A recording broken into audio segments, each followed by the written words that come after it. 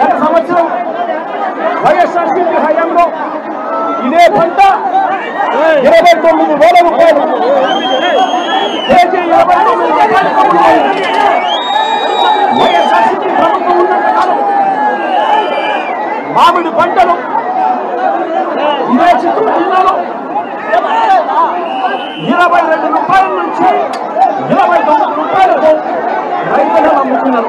రైతు సంక్షేమ ప్రభుత్వం అంటూ పదే పదే నొక్కి చెప్పే సీఎం జగన్ మాటలకు అన్నదాతల వాస్తవ పరిస్థితులకు పొంతనే లేదని రైతులు ఆవేదన వ్యక్తం చేస్తున్నారు.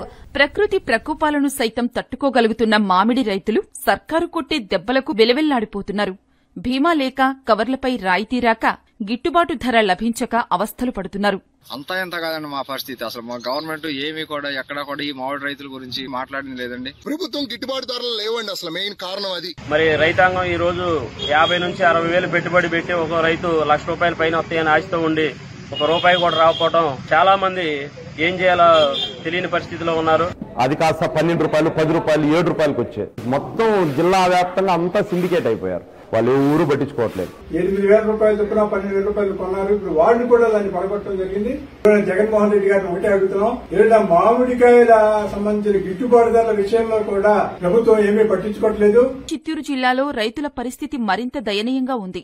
మంత్రి పెద్దిరెడ్డి రామచంద్రారెడ్డి కుటుంబానికి మామిడి గుజ్జు పరిశ్రమ ఉంది. ఈయన అండతోనే వ్యాపారులు ధరలు తగ్గించి కొనుగోలు చేస్తున్నారని రైతులు మండిపడుతున్నారు. మార్కెట్లోకి వెళ్తే కొనేవాళ్ళు లేరు, తినేవాళ్ళు కూడా తింటలేదు.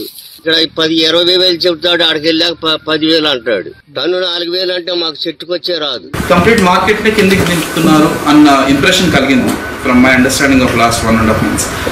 ఈ రోజున్న పరిస్థితుల్లో బయట నుంచి మన రేట్ ని మార్చగలిగే అంత కెపాసిటీ బయట రాష్ట్రాల్లో కానీ బయట జిల్లాలో కానీ లేదు.